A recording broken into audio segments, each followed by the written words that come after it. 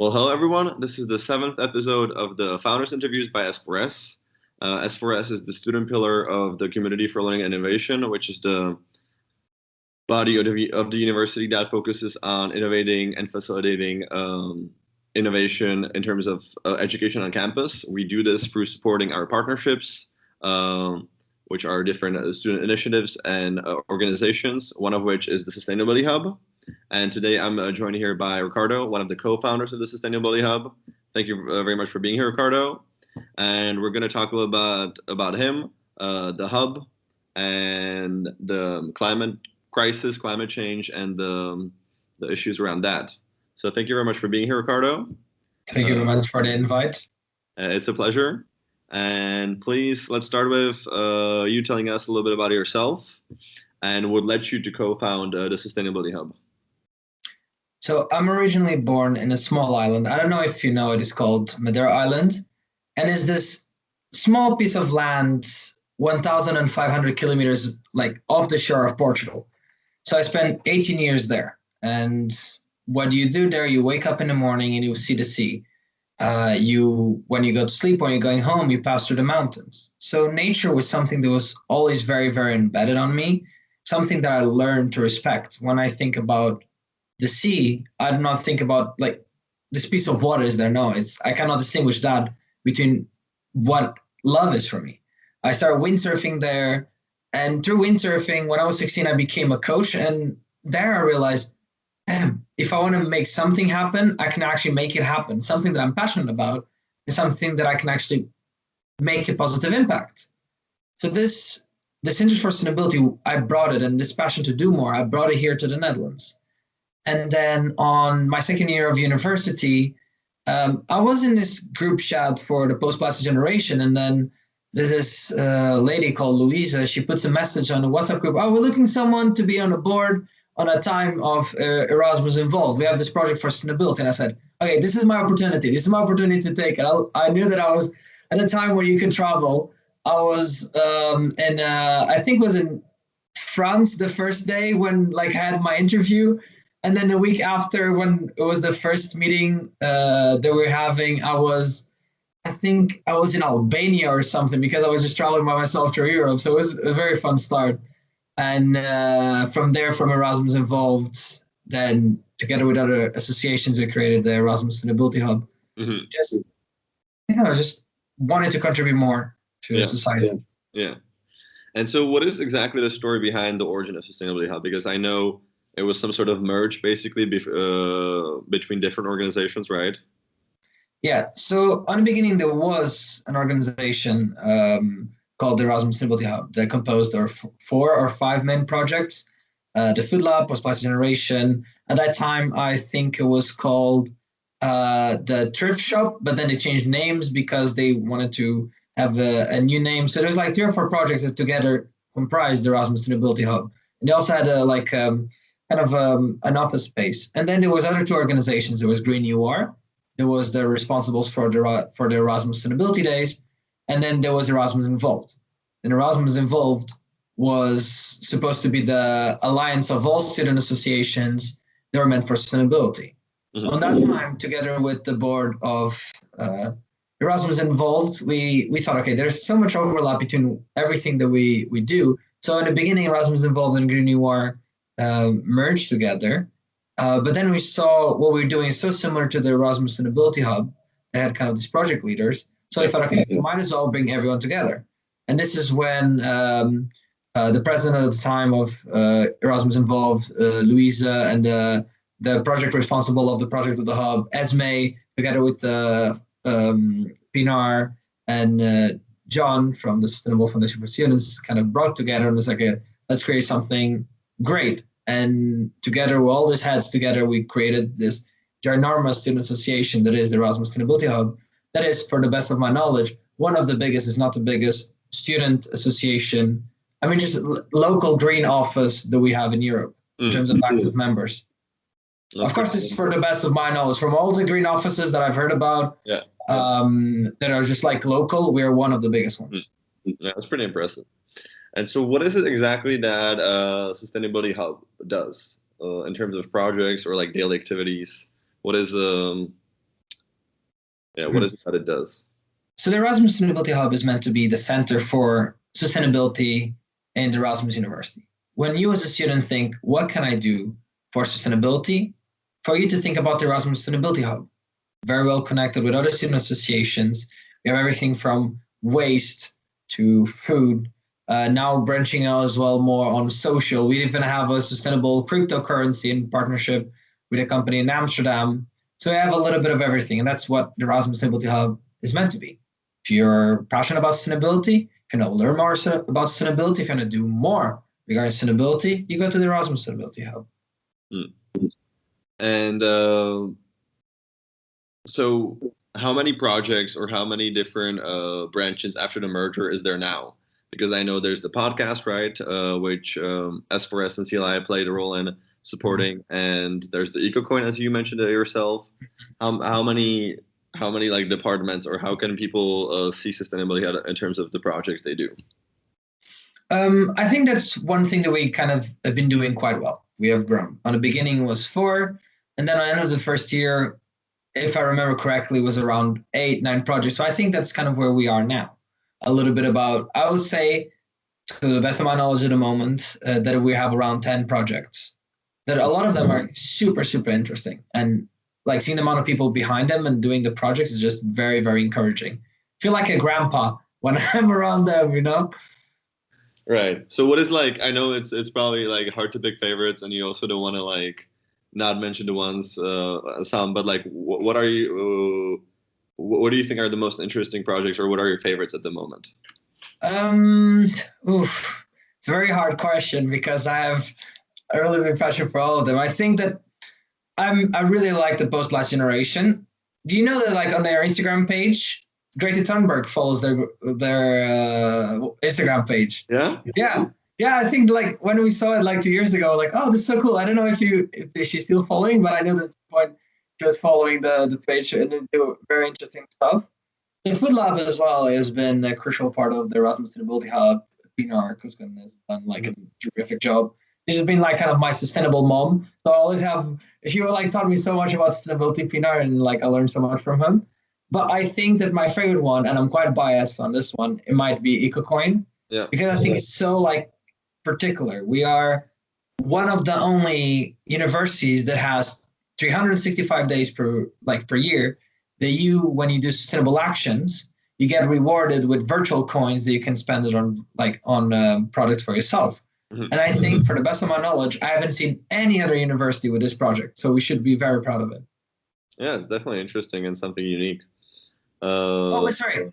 And there was a very cool project we did 2 years ago where we collaborated with the municipality of Rotterdam to help them with the climate policies, the klimaattafels. So their Esme town has played a very good role, and it was such an amazing project for us to do together with the municipality. Very interesting, very interesting. And so with regards to sustainability and sustainability on our campus and the companies that come, I think now there's a lot of talk of greenwashing. So maybe it would be nice if you could like kind of explain or outline what greenwashing is for some people who don't know. Maybe there's still some, and if you think it's a problem big enough or severe enough that it's actually worse than just companies ignoring climate problems at all. Mm-hmm. So first, how I understand greenwashing. I understand greenwashing as when companies say that they're doing sustainable without actually following the talk with actions, right? If you see a company, let's say company B, that says, all our products are fully recyclable. We made this product with only ethically sourced materials. And then it shows up to not be, then they are considered greenwashing. But then the question I have for you and for everyone that's listening is that at a certain point on the beginning, it's very important for the topic to be raised. Yes, we point a lot of fingers to companies that are greenwashing or not doing what they're saying, but they got the conversation running. Without them also putting the conversation on the table, we wouldn't be able to do the actions that we're doing now.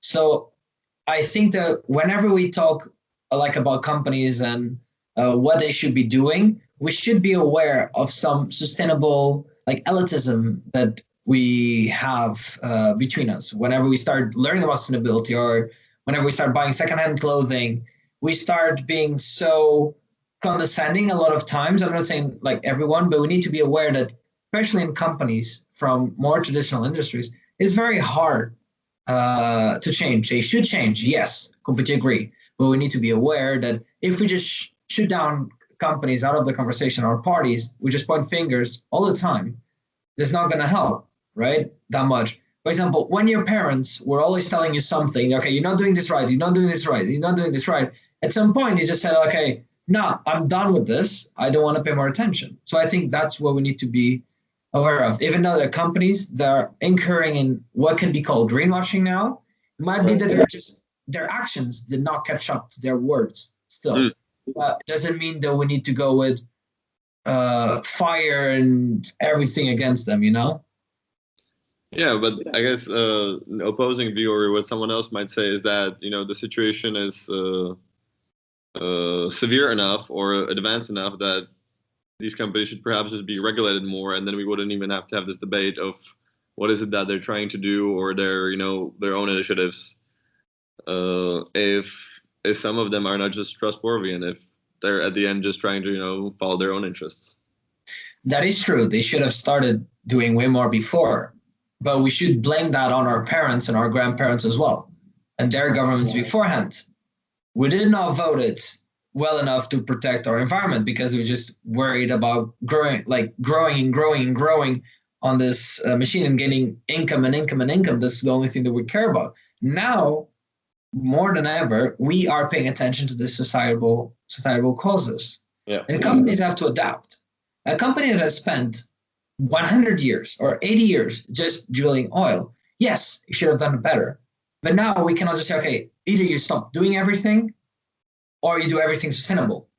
We need to find an elegant solution, a solution that is more centric, that we can create this transition. Because if not, the amount of jobs that are lost and everything, it creates more societal problems and everything. So we need to be careful how we formulate. And again, first step for change, because we need change. It's not that we must change. But the way we approach and point fingers at others must also change. Understand where they come from, why they're doing it, and try to find more like achievable goals. Yeah. We don't need to always be reinventing the clock. We need to make the clock work better. Yeah, I definitely agree with you on some aspects. On the other hand, some would argue that the problem or the crisis is just so severe and so advanced that you just don't have time for this realistically. If you look at some of the predictions of, the tipping point, us having 9-10 years to sort of reverse trajectory before the tipping point, and or when you have this vicious cycle going downwards and the biosystems just dying out and disappearing. These people would probably just argue that it's already too late, and that's why we have to sort of hurry, and that's why we have to panic, because we don't have time to gradually transition into something else. We do need to worry, but like going a little bit back to the example of what Greta Thunberg said, okay, your house is on fire, what will you do? Yeah, we need to panic. The house is kind of on fire, but I think more than panic, when your house is on fire, yeah, you can panic and be like, okay, we need to change something. Or you can act as like the fire department and actually do this with proper structure and proper mechanisms behind it. Screaming, panicking only takes you to raise awareness. Now, going to the next step, creating policies, creating mechanisms, that requires more thought. Yes, honestly, one of the things that pained me the most about my childhood is seeing how many turtles I saw with plastic, how many sea animals I saw dying, the amount of pollution that I started seeing on the sea. Yes, it pains me a lot, but I'm also a realist. We need to create, because if we just take everything to the extreme, we're not going to find solutions. We are becoming increasingly more polarized. Yes, we need to change, but we need to change in a proper way, in a sustained way, because radicalism and extremism are not a sustainable way of conducting society. So yeah, I see your point as well. With regards to Greta Thunberg, you already mentioned her twice in this interview. I was wondering, what do you think about her movement? What do you think about it kind of fading out of the public discourse now a little bit? perhaps with Corona? And do you think she or it, the movement, is still relevant?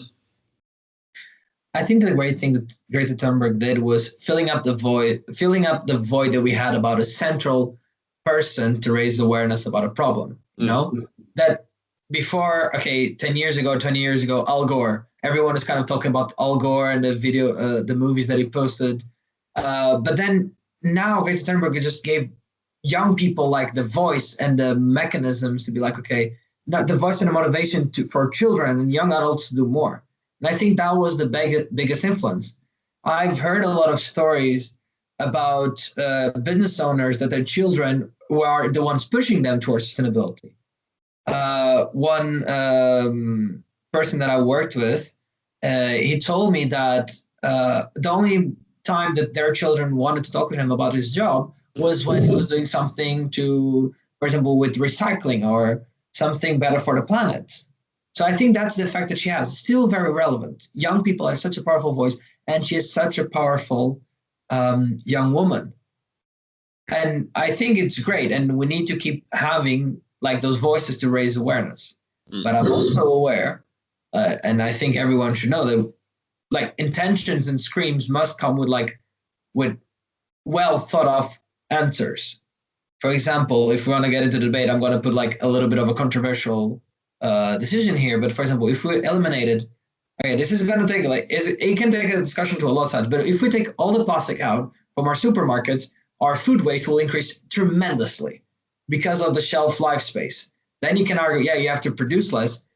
Yeah, that is true. But then the prices go up, and then you create a problem with inclusion in terms of buying those products. Yeah. So again, those type of things, we need to think about the entire system, having a systematic approach and systematic thinking. Yeah, no, I definitely agree with that point. And I think with what sort of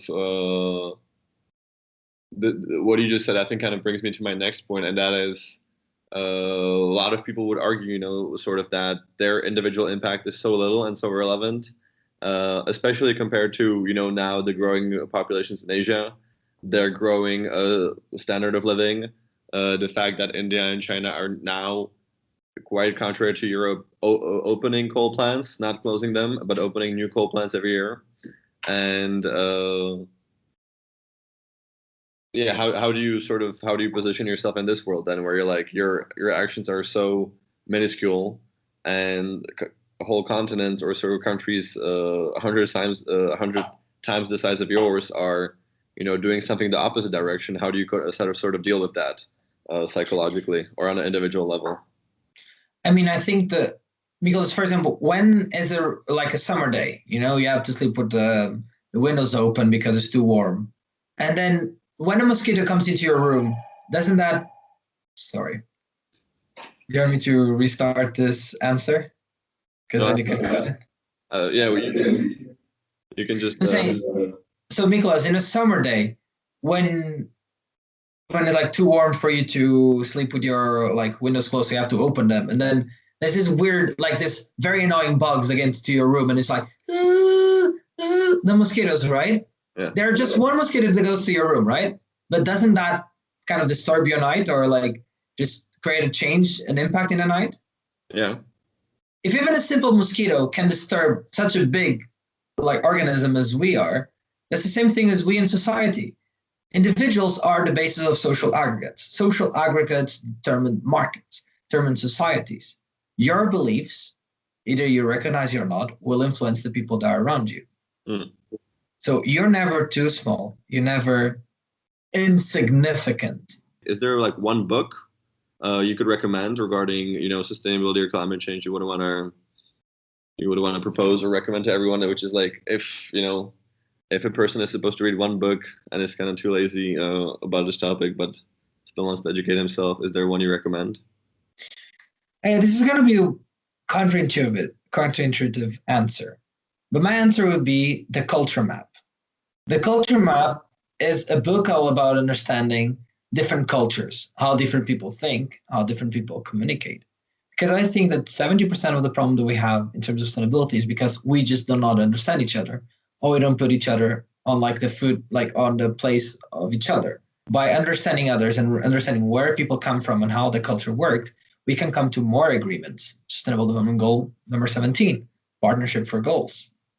And I think that for me, that's the most important thing. We need, as they said in the UN on a Rio conference, we need a humanistic approach to sustainability. And I think that book for me is the best book to achieve sustainability, because then you learn how people are so different and how you have to come to middle grounds and understand them in basis before creating solutions. Yeah. Interesting. That's an interesting point of view. And I guess I agree with you in the aspect of, like, you know, as we talked about India and China and the way, you know, they're sort of behind in years in terms of our progress, you know, our industrial evolution and our development, and we cannot sort of judge them to the same standards based on their situation.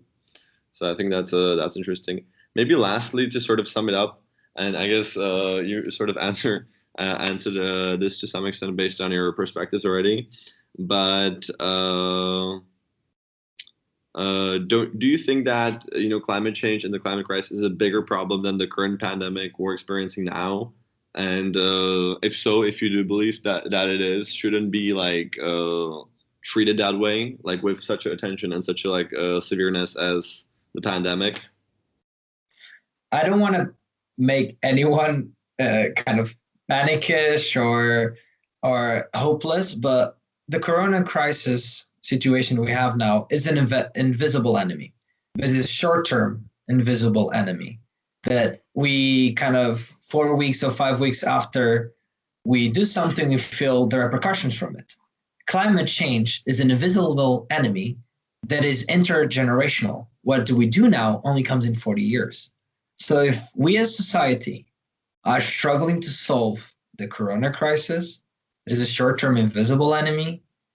Being climate crisis, an invisible enemy that like takes 20 to 40 years for you to feel the impact, to truly feel the impact, I'm not very optimistic about our chances as a planet.